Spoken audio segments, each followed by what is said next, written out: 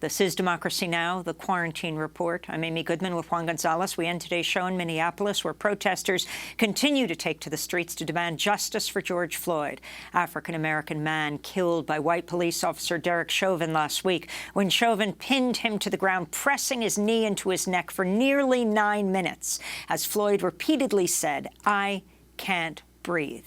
A number of those minutes, he was lifeless.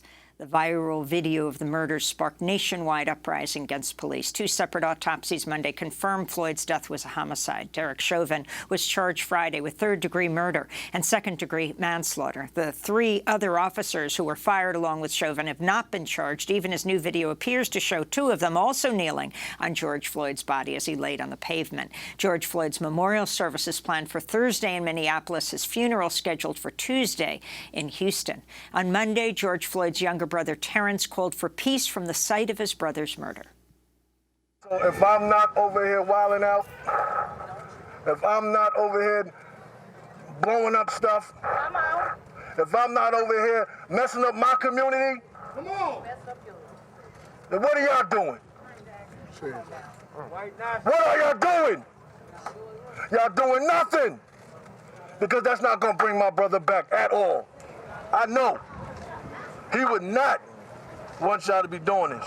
Comes one day after Minnesota Governor Tim Walz announced Attorney General Keith Ellison will take the lead in the investigation and any prosecutions related to George Floyd's killing. George Floyd's family is calling for the other 3 officers involved in the killing to be charged. For more, we're joined by Nekima Levy Armstrong, civil rights attorney, activist, founder of the Racial Justice Network, former president of the Minneapolis chapter of the NAACP.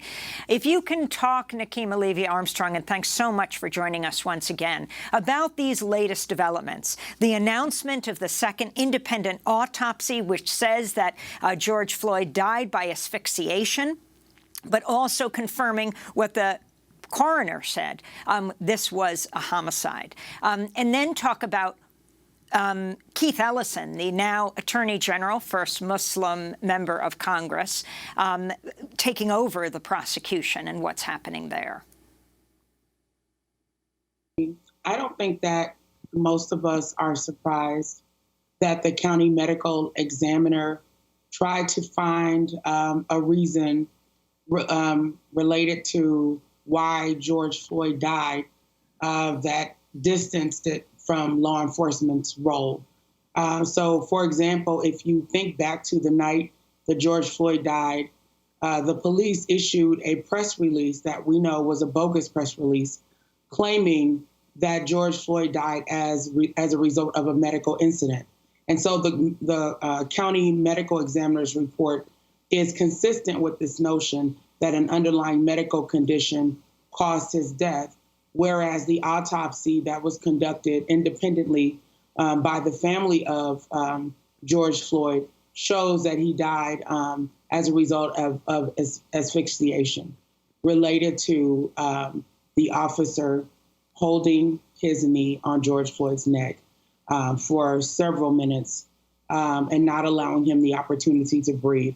I think what this does is illustrates the corruption that exists within Hennepin County, where you have law enforcement working collaboratively with the county medical examiner's office, working collaboratively with the Hennepin County attorney's office, and ultimately resulting in people not being able to get justice when they are killed by police. This happens time and time again.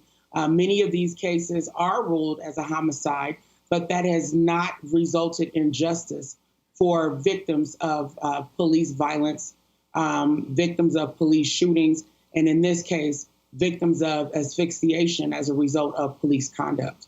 Now, recently it was, go ahead. Oh, no, go ahead. Go ahead.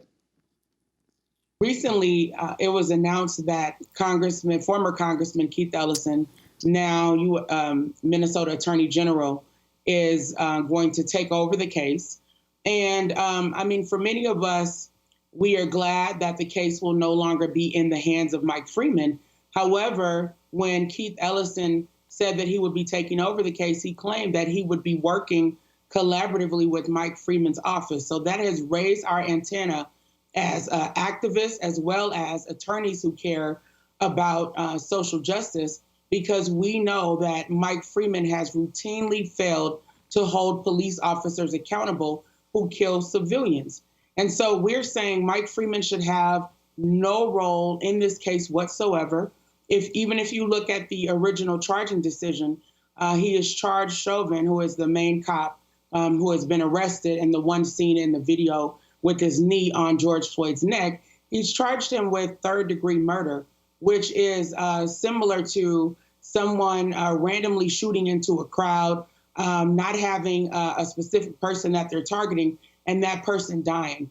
Minnesota case law has shown that you can't sustain a third-degree murder conviction in a situation like the one at hand, where George Floyd is the victim, he was the intended target, and he died as a result of the police officer's conduct. So even the charging decision by the Hennepin County attorney is really setting this case up to be dismissed for lack of probable cause, or ultimately for the case to result in Officer Chauvin or former Officer Chauvin being exonerated, which we find to be unacceptable.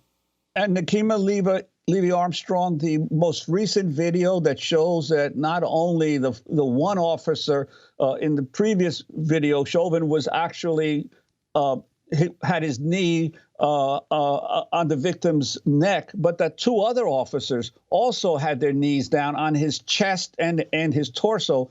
Do you think that that's sufficient right there to charge them with having been involved in the killing?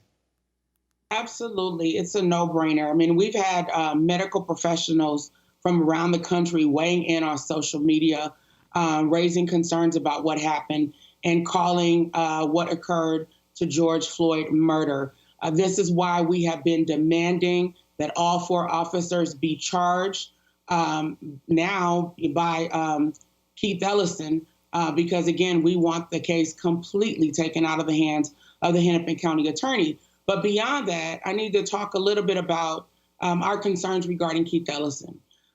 We do not feel that Keith Ellison will be impartial enough to directly oversee prosecution in this case. So what we are calling for is the appointment of a completely independent special prosecutor to oversee this case, preferably someone from outside the state of Minnesota with a strong national reputation, a person who's credible, a person who is known for being fair and just. We have 10 seconds. In cases like this.